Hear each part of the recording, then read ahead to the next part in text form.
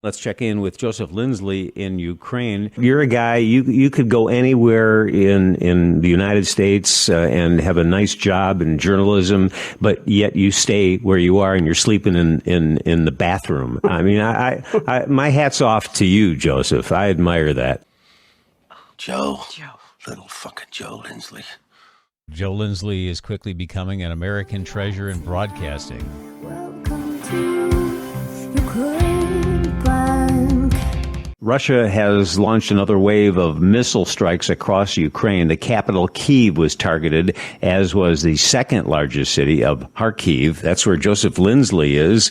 Let's connect with him right now. Joseph, are you okay? What's happening at the moment? Well, Bob, good afternoon from Kharkiv, 30 miles or so from Russia. And as we speak, just a few moments ago, the air raid alarms are wailing. They were sounding throughout the entire nation. So we're under a new threat. This is from Russian jets that could carry the hypersonic missiles. And so after a sleepless night and a very serious attack, I think the Russians know that all they have to do is they send a few jets up in the afternoon, and it puts the entire nation into anxiety once again. This morning, I woke up at about 3 o'clock. I couldn't sleep. And, like many here in Kharkiv or places like Kherson, during these times of increased anxiety, I've spent the past several nights sleeping in a bathroom. It's pretty normal here. And then when I woke up at 3 a.m., I saw reports that there were 12 Russian bombers that had taken off deep in Moscow, the Moscow Federation, as people call it here, the Russian Federation. And they were expected to reach their missile launching position around 5 o'clock in the morning. So, you got 2 hours. What are you going to do? And one of the messages I received said we might have an eventful morning. Sure enough, it was. I decided at 3 o'clock to pour a whiskey and to do some work, sort of keep vigil, waiting to see what would happen. And here in Kharkiv, the alarms were they sound all the time, day and night anyway, but especially the past 24 hours. And at around 3:56 in the morning, we had an all clear alarm. And that's, okay, some moments of peace. And 4 minutes later, at 4 o'clock, I heard that first thud, and then 5 more. There were 6 missiles that hit the northern suburb of, it's called North Saltivka, in the north part of the city, even closer to Russia. So as soon as the all-clear alarm had sounded, Kharkiv was hit, and very serious strikes into residential, it is entirely a residential area. A place that was so heavily damaged in 2022 took serious damage this morning. Many people injured, and there are some fatalities. And then 15 minutes later, we had the all clear. But of course, it's not really all clear because, we knew that the main event was still forthcoming because the Russian bombers were in the air. And then around 5 o'clock in the morning, the alarms began to spread throughout the entire country. Those Russian bombers had launched missiles from the distant Caspian Sea, and several waves were being launched. And by 7 o'clock in the morning, there were explosions in Kyiv. And about 15 minutes later, explosions here again in Kharkiv, 6 of them in fairly quick succession. And you can hear them all around you. The buildings are shaking. It's a very intense few minutes there. And by 8:15, we had the all clear. But even since then, the alarms have been going on and off all day. And at 1:30 today, the alarms had just sounded, and I heard the sound of air defense at work. So there were incoming missiles that the air defense did work here in the afternoon. And then we had about an hour later, we had another round of alarms. And it turns out that was simulated threats. Russia does this fairly often, electronic warfare. So what we see today is that not only are they're attacking directly, but they're also trying to mess with the psychology and to make sure no one is well slept. The Russian Ministry of Defense issued a statement sometime in the past hours, a very chilling statement. And it said, the goal of the strike has been achieved. All designated facilities have been hit. This morning, the armed forces of the Russian Federation carried out a group strike with long-range air and ground precision weapons on the facilities of the military-industrial complex of Ukraine. As well, Ukraine has been, the source of all this hell. Actually, what was hit, who knows? They hit lots of different places and targets. In Kyiv, the air defense usually works very well. I don't have clear reports on exactly how well it worked today, but here in Kharkiv, there's not great air defense. The United States has lots of Patriot missile batteries sitting around, but there are none available, I guess, now for Kharkiv. And so when Russia sends missiles here, they tend to hit things quite directly.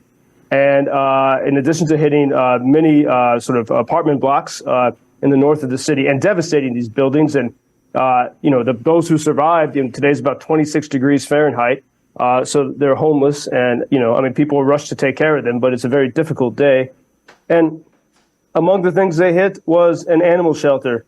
There's many foreign volunteers and Ukrainians, of course, who come here to rescue animals of the front lines, and they temporarily house them here in Kharkiv, and then they try to get them to safe homes in Western Ukraine or throughout Europe.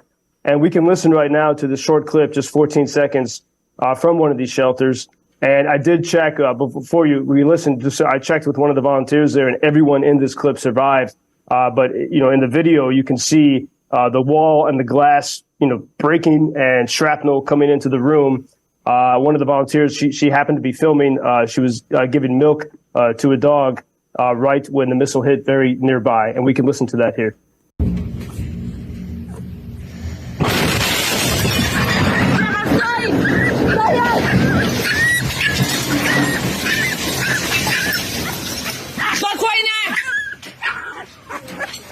I saw that video, and it's heartbreaking. You see this little puppy being fed, and we'll post it at WGNradio.com, but it's just one of those tiny things that tells the story of the big war, don't you think?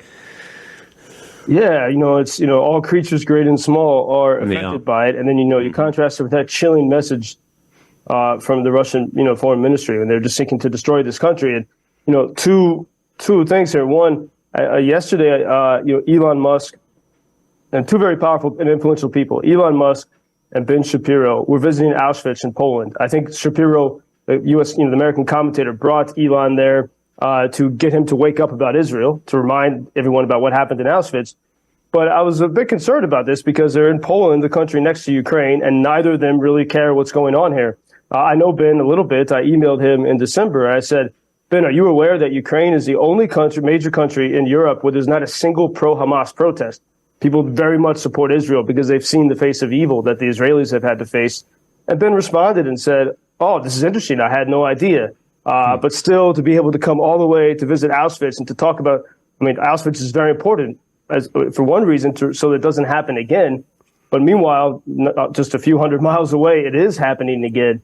And so, people go there to sort of send to virtue signal that they're, really care about humanity, but they're ignoring the real fight here. And 10 years ago, from yesterday, was one of the key moments of Ukraine's Maidan revolution, which is such an extraordinary revolution that has often been totally missed in all the stories here.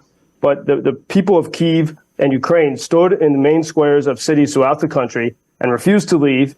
And on January 22nd, 2014, the secret police, the Moscow sort of backed secret police, the Berkut, took fire. They began to shoot the people in the square of all different ages. And those who were killed, they're now called by Ukrainians the Heavenly Hundred. And had that protest not happened, there would be no war today because Moscow would control all of Ukraine. And one of the guys who was killed, his name was Serhiy Nihoyan. And I just received a photo of someone who knew him. And it was a photo taken just a few days before January 22nd, 2014. And in the photo, the camera was screwed up or something. And you can see two different versions of this guy. He was standing with that orange helmet on the main square, two different versions of him rising above him. And it sort of entered some of the folklore here, that was his soul and his spirit ready to leave to stand for freedom. And the photographer was also killed soon after. And Serhiy, I'll leave you with this. Serhiy said, right before he died, he said, maybe I'm naive, but I don't think evil should win. Sooner or later, the good will prevail. And those are words from a Ukrainian who was killed in 2014 in this long struggle for freedom. We hope good will prevail. I got to tell you, Joseph, we've talked about our admiration for the people of Ukraine, the spirit there despite it all. Over the weekend, I don't know why I started doing this. I was Googling you and reading about your background and everywhere you've been and people you've worked with and for. And I thought, you know what, you're a guy, you could go anywhere in the United States and have a nice job in journalism, but yet you stay where you are and you're sleeping in the bathroom. I mean, my hat's off to you, Joseph. I admire that. Well, thank you, Bob. I appreciate that because it's a good encouragement. And I will say, being here, especially in Kharkiv, as scary as it is, I take inspiration from everyone around me here in the city, and there's nowhere I'd rather be, however scary it is. But thank you for those good words, Bob. Appreciate you as always, and we'll talk tomorrow. Until tomorrow. Thank you. Thank you for introducing Ukraine on your social media pages. That's very important that much more people can get more information about the situation here and how everybody can help Ukraine to stay stronger and to save all the world. Що він сказав?